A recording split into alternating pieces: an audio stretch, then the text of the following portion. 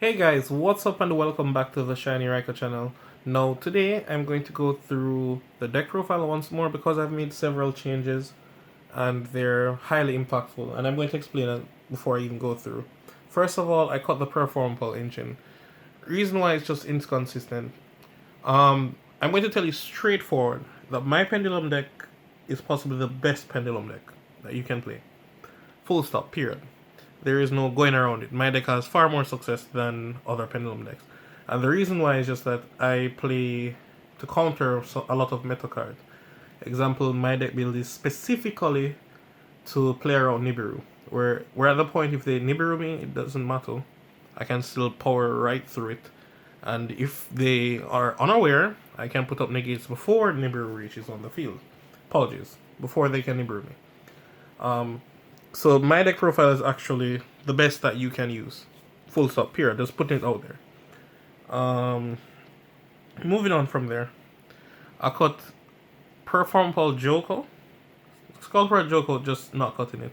And it just proves my point that the card would have gone to 3 a long time ago and it wouldn't do anything. Like, the cards are in OCG not doing anything. They have Servant at 3 in OCG and Pendulum is not doing anything over there. But OCG is a different nature, it's just wild. But yeah. So the point of the matter is the card's just not living up to expectations, and I've decided to just cut them. I always say probably I'm really bad lucky why I play the way I play. Every single time for the past 3 tournaments that I have normal summon Joko, on the first turn I got Nibiru. Because it doesn't plan in with the deck strategy. You are to summon a Tuno to get into Halki Fibrax. And because I open up Joko, every single time I get Nibiru and lose that duel. As a matter of fact, the time that I open with Joko, and I don't have to play it, I keep it in my hand for the next turn. I ended up not needing it. So it just doesn't belong in the deck. That's just full stop, period. And it only works on normal summon, and you know your normal summon is waiting for a Tuno. So I can't play the deck like that. So I'm going to show you the upgraded version. First of all, we play 2 Sky Iris, which it was back at 3, I would play all 3, and Celestial Magician. Celestial is a damn good card. Full stop, period. Triple Oath. I decided to increase it because no matter how I looked at it, I needed to see Oath. At all combos, I want to see him. And then he helps Chains block. Too good. Moving on from there. Triple Harmonizing. Easily the best card in your deck. Then we have White Wing, Noble Dragon Magician, and Tuning Magician. Your Tunos. So you play a lot of Tunos, plus I play additional Tunos. Then from there, the dragons, we have Triple Revolution Dragon.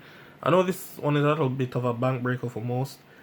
You don't have to play it, but there's no substitute for it. It's between you have it or you don't. From there, Triple Dark Worm, and of course with Triple Dark Worm, 2 Pendulum Call is a must. Now, please note that we're only playing 1 Arc Rebellion, apologies, Arc Dragon. Arc Dragon is good, only in the regards that in the case of an emergency, you can Revolution Dragon and search for it for a high scale, which does come up. If you don't draw high scale, and you don't draw Pendulum Call, there is no way to search for a high scale. You more likely can get into a low scale than a high scale. So it's something to note that at least that is there as an option, because it does come up a lot. And even if you hard draw it, you don't lose out. You can always exceed with it. It's a level 7. For your last Pendulum monsters, Luster Pendulum, you only play 1 because it's a tuner. It can get you into your combo, and I've put back Ignista into the deck, and Ignista is really good. It's one of your main outs to a lot of things because it cleans up anything. Back row, monsters that cannot be destroyed, monsters that cannot be targeted. So it does a lot of work. And being a tuner, you can always just search for this if you don't want to use one of your tuners in hand and go into your combo. For your only non-pendulum card, we play 1 Gendo, and that's it. Gendo is a complete monster on his own, but that's it. For spells, we have Triple Duelist Alliance, searches for a lot of cards in your deck. Triple Pendulum Call, a Thing of Beauty. And then the new card, Triple Pendulum Treasure, It's technically a router for pendulums because you put the card in your face-up extra deck. Now, let me explain because someone asked, how do we use this? Alright, you have these two in scales, and you don't have a way to go off. What you do is use Treasure, send Harmonize into your face-up extra deck. Now, please note, Harmonizing cannot be Pendulum summoned from the extra deck, so you use Oath to get it back to your hand and Pendulum summon it from your hand. So yeah, it's really neat and nice card to have. Even just to see one copy isn't really a bad thing. It's really good. Then from there we have Foolish Barrel and 2 Shrine. I can bump Shrine down to 1 because I'll see them in multiples a lot of time, which is not good. Then we have Call by the Grave, Instant Fusion, Star Pendulum Graph, and Time Pendulum Graph. Really self-explanatory stuff. For the extra deck, we have Millennium Eyes and Vortex. Those are for only 2 fusions. For synchros, we have Riser. This is supposed to be Quantum Dragon and Ignisto. Then for the last, we have Borrow for negates. You want to put up negates. Then for Exceeds, we have Absolute and Dweller. Dweller is really good, and I'm actually playing it more often since the subscribers tell me to play it. Normally it's in my extra deck sitting down and I just don't summon it, but there isn't a meta deck alive right now that Dweller doesn't beat on its own. Dweller beats everything. Just to go first and sit on it, especially if you want to avoid Nibiru, you just go first and summon that. For your Link 2s, Hulk, IP, and Cross Sheep. I took out Grand Sofa Chord Musicia because it just wasn't doing enough. Like, it wasn't doing enough to validate its position in my extra deck. Had to do more than what it's already doing. For Link 3s and or 4, we play Double Celine and Apollozo. For another generic Link 4, we play 1 Unchained Abomination. Abomination is damn good. Really and truly, it's supposed to be access code. But because I'm waiting on the Tins reprint, as we all know, we're all waiting on that. That's when I'm going to pick up my access code. You have to play a copy. What was beating me is that I was playing Borrelsword. Borrelsword is actually hard to summon because Celine's a Link 3, not a 2. And then, it matters worse is that there was just no way to summon Borrelsword if I'm using too much resources. While with access code, 1 harmonizing magician of Pendulum summon can get you into access code by itself. Possibly more. But that's just the point. The 1 card can get you an access code. A 5,300 attacker, that's popping at least 2 cards at minimum. That's the minimum. I need an access code, so I'm going to buy one. I'm going to spend more dirty money. Anyways, the last thing to discuss is the side deck. Now, my side deck is not defined. I'm going to change it out soon, but this is the side deck for now. These are potential cards. We have, first of all, Pankratops,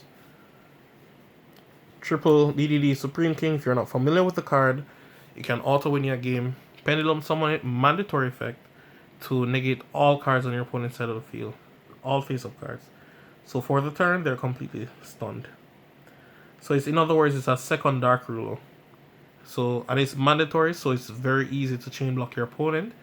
You just summon it and Harmonizing. It's required to be Chainlink 1, Harmonizing Chainlink 2, and you play through their entire board. Now, it has a next effect I almost forgot. You can pop Spell and Traps in your Spell and Trap zone, and it gains additional attacks. You can only pop a maximum of 2, but the card is at 2800. In other words, it alone punches for game. It by itself. So it's really damn good. So if you don't know the card, now you know of it, you should pick up 3. Moving on, triple Artifact Lancia. I take this out a lot. It doesn't do everything. Like, I'm not afraid of Tri-Brigades. Just putting that out there. I'm not afraid of them. Triple Droll. Droll is more of a necessity because Drytrons are here. Like in J, Drytrons are here. You don't want to be not playing it. Of course, I don't need to say a word about this. Then triple cyclone. You could play twin tweet, but because it's a pendulum deck, you really want to maintain your hand power. Feather duster, and then triple evenly matched. Please remember, this is not my actual side deck. For everyone panics or something like that. I always side a card for burn. Always side a card for burn. And the card is Scarlet Archfiend. You might be like, why Scarlet in specific?